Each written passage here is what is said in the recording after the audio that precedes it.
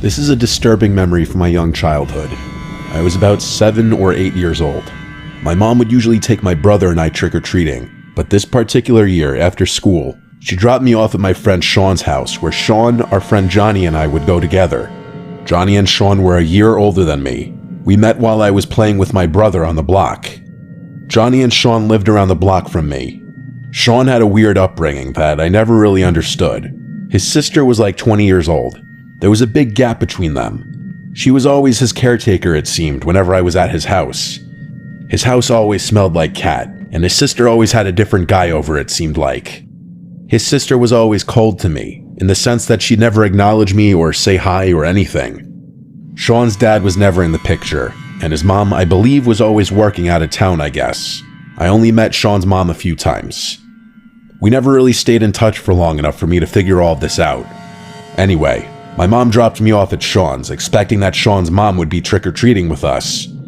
After saying goodbye, I went into his house. Johnny was already there. We all had big pillow sacks to fill with candy. This was around the time that I learned that neither Sean's mom nor sister were coming with us to supervise. I was young, so I sort of felt slightly uncomfortable knowing that Johnny and Sean would be leading the way.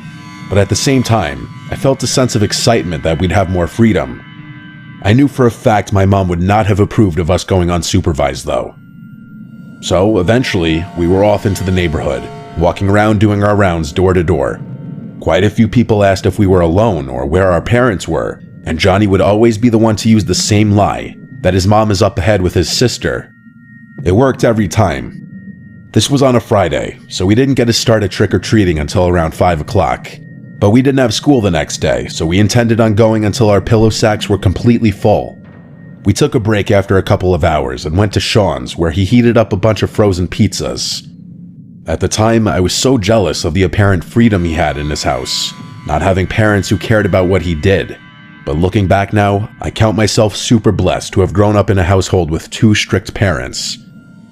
After we hung out at his house for an hour and watched Halloween specials on Nickelodeon while eating pizza and candies, Johnny eventually was picked up by his mom, but Sean and I wanted to keep going, so we eventually headed back out for round 2. It was dark out now, and it had to be past 8 p.m. There were a lot less trick-or-treaters now. We tried to go to certain blocks we hadn't gone down yet, which meant straying further away from Sean's house. We found a block we hadn't touched yet and continued knocking on doors. Some houses didn't answer at this hour, and mostly everyone else had a comment about us being alone or how it's getting late. We noticed a man pushing a stroller a couple houses down behind us. He was walking very slowly in our direction, probably a dad trick-or-treating for his young child. As we continued going door to door, the man with the stroller got closer. Eventually, we heard him going shh and singing softly. Eventually, he caught up to us, and he said, "How's the trick-or-treating going, boys?" And we replied, "Good," at the same time. And then he said, "It's pretty late. I'm on my way back to my house. I can give you guys the rest of my candy." Sean and I looked at each other with telling faces, as if we just hit the jackpot. Sean asked what kind of candies, and he said a bunch of bags of different things.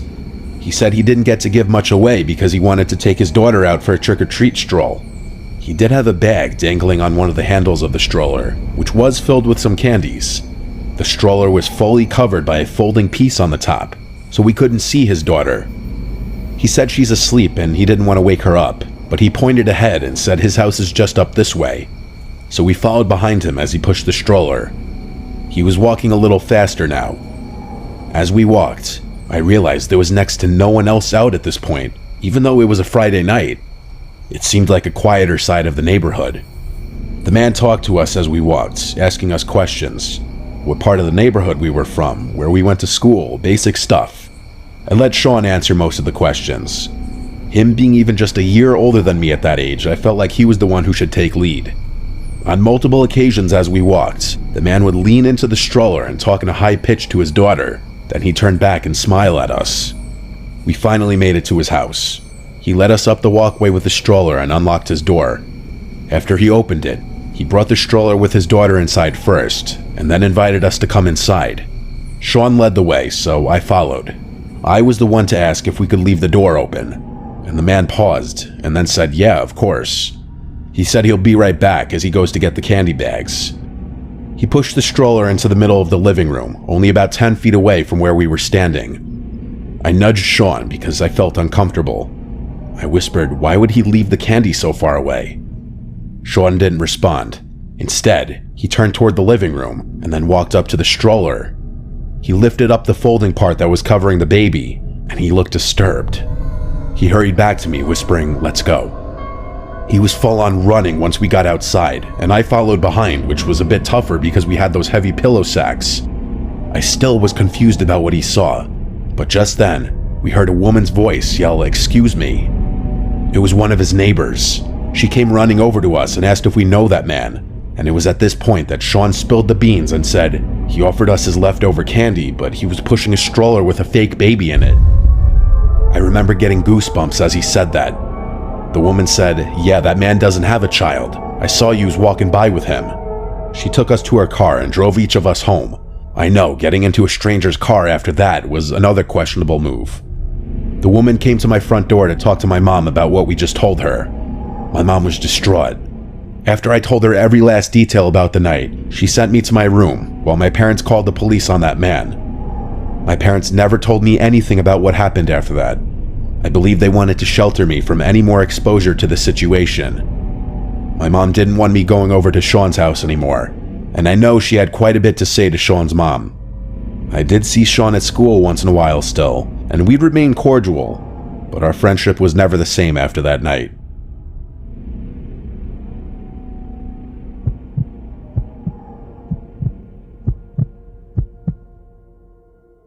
It was Halloween night, 2016. I was tasked by my parents to hand out candies to all the kids for the day. My mom bought 1,000,000 bags of candy that I knew we'd have left over for weeks, and I'd be the one regrettably munching on them for days, if not weeks to come, as I was trying to lose weight. I always told my mom she went way overboard with the candies. The house was in a cul-de-sac on a dead end. We hardly got any trick-or-treaters usually. However, we did have some loyal kids who'd always come to our house knowing how much candy we'd give. Halloween was on a Monday this year. I was in college. I conveniently had Mondays and Wednesdays off this semester. So the first half of the day, I went to the gym and then worked on my assignments for class. It was always around 4 p.m. that the sound of kids outside would indicate that trick-or-treaters were out. The first time the doorbell rang was, I guess, somewhere between 4 p.m. and 5 p.m. The day went as you'd expect. There's nothing interesting about handing out candies all day to little kids and my dog Vito barking like crazy every time the doorbell rang. I'd say from the first trick-or-treater to 8 p.m., there were maybe 10 to 15 total. As I said, that cul-de-sac was out of the way for people to come. It was more effective for trick-or-treaters to pass it and just keep going straight. It being a Monday night, things quieted down much earlier than usual, I'd say. I got enough homework done, I put a dent in my projects, and so I had some of my mom's leftover stew and went to my room to watch Game of Thrones. I was literally 2 episodes in when I heard the unexpected sound of the doorbell.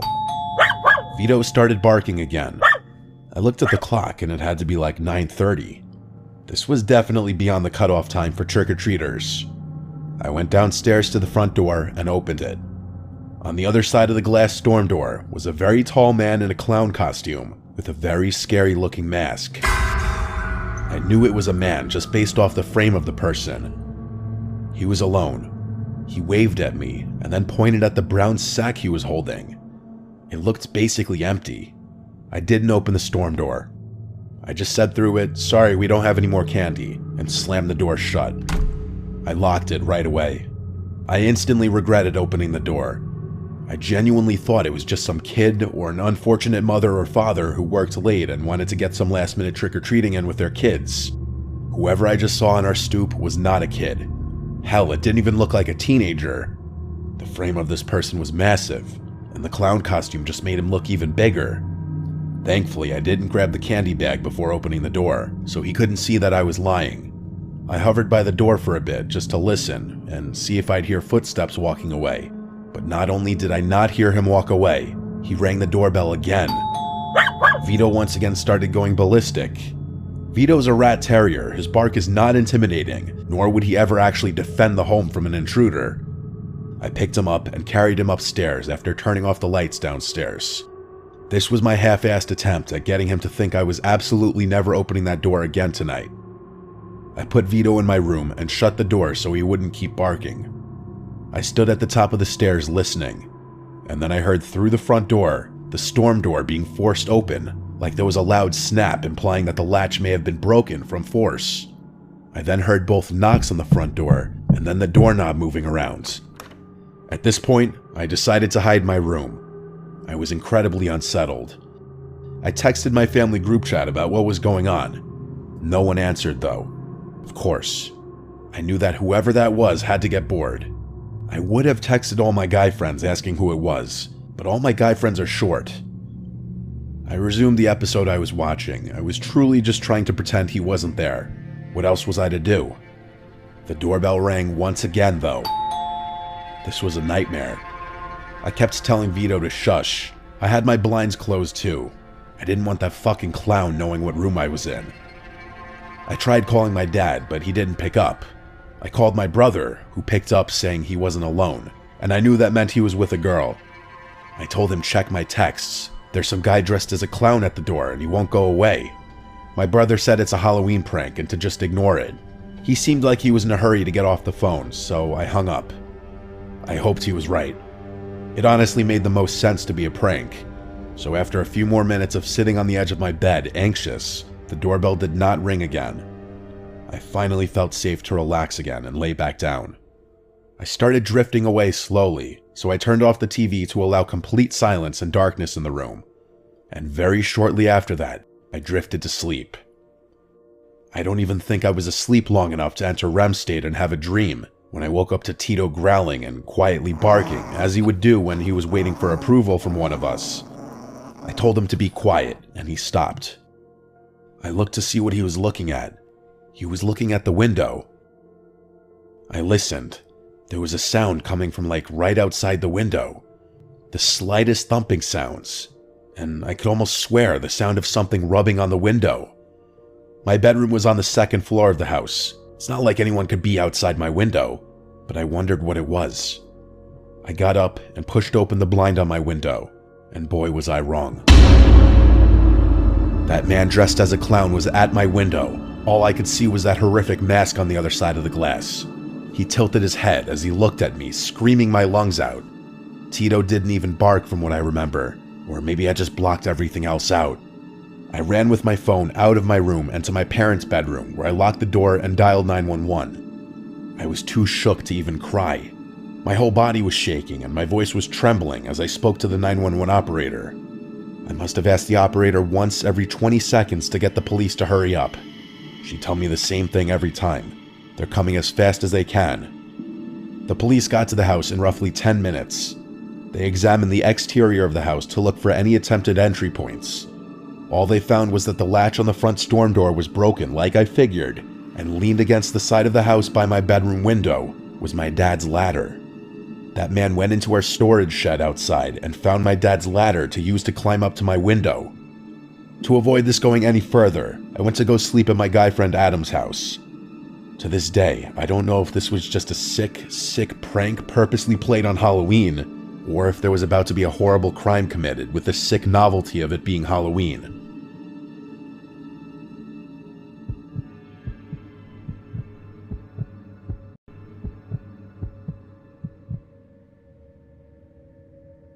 It was late October, Saturday, Halloween weekend. I think Halloween was on a Tuesday this year, so the big party night was the Saturday before. My friends and I were still looking for last-minute plans since everything was sold out. Ideally, we wanted to find a house party. We all had pretty funny costumes too, and we wanted to get good use out of them. My friend Kate actually decided to put on her Instagram and Snapchat stories looking for parties tonight. Not something I would have ever done. I'd find that to be kind of shameless and embarrassing, but I was glad she was willing to do it. I was surprised when she texted in the group chat that someone hit her up about a party. Pretty soon after, she sent a screenshot of the details in the group chat. It had an address, start time, and a few ground rules, such as the party would only be indoors, no backyard access, and bring your own booze. It also said must bring at least one girl for every guy. The guy who sent the details to Kate was one of our guy friends around our age, who mutually knew a lot of the same people we did. Apparently a number of people we knew were going to this party. The house address was one town over, super close, so between the four of us, we all went to Shauna's house since she had the open crib. We pre-gamed there for about an hour as we all finished up getting ready. We waited till our guy friends confirmed that they were going, then we decided to head over. We called an Uber.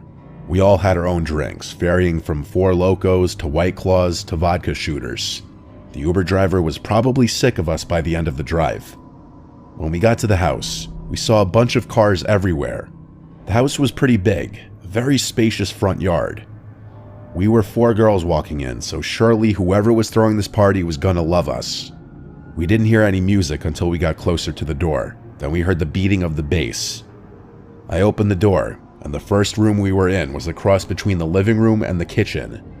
The entire house was very dimly lit, only by a bunch of orange lights hung up, definitely creating a Halloween party ambiance. The place was decently crowded, but honestly, we didn't know anyone. Kate texted the guys we knew to see if they were here yet. In the meantime, some older guy came and greeted us. He asked our names, and he said he's John, Luke's dad. Apparently, Luke was the guy throwing this party. I asked who Luke is, where he goes to school, and he replied, "Oh, he's around here somewhere, you can ask him when you see him." Then he asked us if we wanted to put our drinks in the cooler. He led us into the kitchen where there were 3 big coolers of ice. Each one already had a bunch of drinks in it, so we put some of our cans in the coolers. The John guy seemed like he was 50-something years old, which would make sense if his son was the one throwing the party, but at the same time it seemed slightly weird he'd be so welcoming and involved in such a big party in his own house. He was going around talking to everybody. Well, it seems mostly the girls. He seemed like he could have also been drunk. The 4 of us played beer pong at one of the tables, where some guys started talking to us, so we started playing them. Kate then said our guy friends were on the way, which I was happy to hear. John suddenly yelled my and Kate's names over by the counter in the kitchen. He was yelling shots. My other 2 friends, Shauna and Tracy, looked slightly offended, so I said, "Can we all have one?" And he yelled, "Yeah, sure." So we went over to the kitchen counter by him and all took a shot of tequila. I gagged because there was no lime. I was definitely starting to get drunk after this. It was odd how much the dad of the house was trying to hype this party up. He had this oddly welcoming yet unsettling presence. The unsettling part because he was much older than the generally college-age people here, and he was pushing drinks on people. Then he asked what our poison is. I wasn't going to say anything until the girls all gave their favorite drinks. John started making a bunch of mixed drinks. In the meantime, we went back to the beer pong table where the guys we were playing were still waiting. I plugged my phone into an outlet just because I was down to like 50%. Then I went back to the game. Mid-game, John came over with 2 drinks for Kate and I, and then he came back with 2 more for Shauna and Tracy. They were all in red Solo cups. He made me a vodka soda. I sipped on it during our beer pong game whenever I had a chance. I was drinking it slow because I was already drunk. After we lost to the random guys, I went to get my phone, only to realize it didn't charge at all. It was still at the same percent. The outlet wasn't working. I didn't feel comfortable leaving my phone on any other outlets, so I just refrained from killing the battery any further. Our guy friends eventually showed up, and it was soon after this point that things quickly became a blur. I mean very quickly. Like 1 second I remember talking with our friend Jeff, the next blacked out. The next thing I remember was my friends waking me up in the car outside my house. I felt woozy. My vision was blurred, my head was spinning. We were in one of our guy friends' cars. One of the guys walked me to my front door and helped me inside, then they all left. I was alone, except for my parents asleep in their room. I felt I must have drank way too much, but I also had a woozy, weird feeling in my head that I'd never felt from drinking. I felt dizzy. I went straight to my room to bed. I checked my phone, and I had some text from a random unsaved number. I opened it, and there were a bunch of texts already. It started with me texting my name, and then they responded, "John." Uh-oh. After that, he said, "You look so cute." Based on the time he sent this, it was still during the party.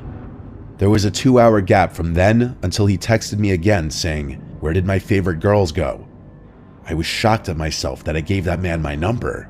I must have been drunker than I thought. But regardless, I lowered my head onto the pillow and fell asleep instantly. The next morning, I woke up to some disturbing texts. As my head was spinning, I read these sickening texts.